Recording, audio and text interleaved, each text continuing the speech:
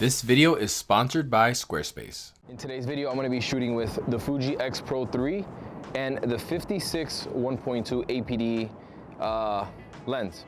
It's going to be around an 85 millimeter focal length, shooting with Diana today. We're going to be doing some street portraits. Right now, I'm standing on top of a parking lot. One of my favorite spots, okay? This is on Monroe and Wells, if you're wondering, if you're from Chicago. This is one of my favorite spots. We got a lot of bouncing light off buildings, so I'm going to be using that to my advantage in this shoot, okay? Ready? All right, you guys see what I'm seeing here?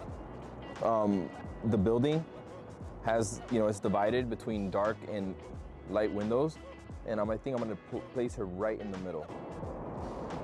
Good. Good. Oh, the train's there now. So good. Looking back, yep. Perfect. Oh, we got the train in there. Let me shoot from a higher angle. Good. Take a lot of shots with the train. Love it. Oh, pull both hands up there. Right there. Yep. Good. Lift your chin right there. Beautiful. Beautiful. Turn more to your side. So give me more of your right hip. Right there. Again. One more time. All right, here we go. Take a couple of shots. 1, 2, f1.2.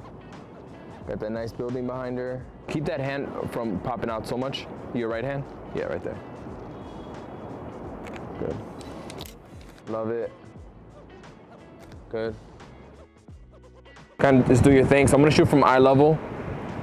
And that looks good. Same pose, same pose. Keep looking over there. But now when you lower your camera, you capture more of the environment. Don't be scared to shoot a little bit lower. 1, 2, 3. Now it looks a lot better. Now I'm capturing that nice, like, there's golden lights or that tungsten light coming in through those windows.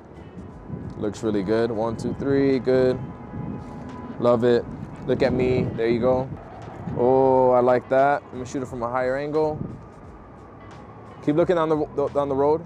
It's like that, and I'm gonna shoot from a lower angle now. Ooh, nice. The Fuji Xpro 3, this literally could be my favorite Fujifilm camera. I think it looks the best out of all of them, especially the X-T3. I love the rangefinder style. I love the hybrid viewfinder that's in here. It's really good. The EVF is top notch. The rear screen is even top notch, although it flips down and makes no sense, especially for what I did. This screen is top notch. It is really good. And overall, the styling of the camera, I think that not everyone will appreciate it, but I think that the styling is on point, and I love the way the camera feels in the hand. I do prefer it over the Fuji X-T3, but it isn't made for everyone, and that's the thing. Like, I don't think everyone really gets that this camera is more of a niche camera, and that it's not made for everyone, especially for what I just did. I just shot portraits with it. It actually doesn't make much sense to shoot portraits with this camera because of the rear screen, and I found myself always looking at the rear screen and seeing nothing. Okay, if it had a mirror, it should have a mirror here, so like you can look at yourself feeling stupid because I keep chimping. My natural reaction is to chimp, I chimp and I'm like, I don't see anything. So I gotta shoot like this, and when doing street photography, you may not need this, and that's like the whole allure of this camera is that it's got like a creative restriction where you don't have a rear screen that's just there and that you can always look at. It just kind of keeps you in the moment, and I get that. Not everybody's gonna understand it, but I do get it. But when it comes to for what I do for portraits, I think the X-T3 is the better option, right? Because I need a rear screen. If this screen was flipped and I could have this kind of quality just like as a normal screen, this would be a great camera. I feel like it could be a more versatile camera, but I need to be able to chimp a little bit, right? I need to be able to look at my rear screen to see if that person looks good. If I want to make sure my wife looks good, or else it's on me. It's on me, and I'm not taking no responsibility for that. I want to make sure she looks good, make sure I leave, and there's a good picture of her. I feel like if you're going to be shooting portraits with Fuji, right? I mean, very capable, image quality is amazing.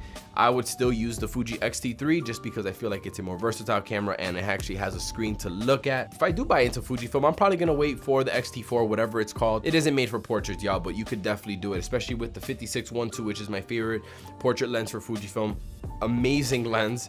The image quality was outstanding. Obviously, you know, the biggest difference between Fuji and I'm normally a Sony shooter, as the sweatshirt shows, the Sony files have more flexibility in post, and that's something that I've always liked about the Sony files. Not saying that these files are not flexible at all in post. What I'm saying is that's something that I always notice when I edit a Fuji and a Sony file, or even a Canon file. That's something that I do notice, but the image quality is amazing. And if you're interested in how I edited these images, I have a retouching course down below, along with some Lightroom presets that I use specifically for the shots with the Fuji Xpro 3. It's a really special camera. The way it's designed, the way it looks, makes you want to pick it up and shoot. And like I said, you can't put a price on that sometimes. That's why I'm a huge fan of the Fuji X100 series cameras, because it just makes you want to pick up the camera. It doesn't excel much in anything, honestly, but like the Fuji X100F, but this camera makes you want to pick it up and shoot, and that, to me, there's some value in that. Before I go, I want to send a shout out to my sponsor for this video, and that is Squarespace. So Squarespace, if you're looking for a website, blog, or an online store, make sure to check them out. I have an online store with them. I sell some presets. I sell my retouching tutorial. It makes everything so easy to use. And I love how high quality everything looks. The templates look amazing, and they have 24/7 customer support. So if you ever have any questions, they get back to you pretty fast. If you click the link down below, you get 10% off your first purchase. I'm telling y'all, like, I've been using it for years.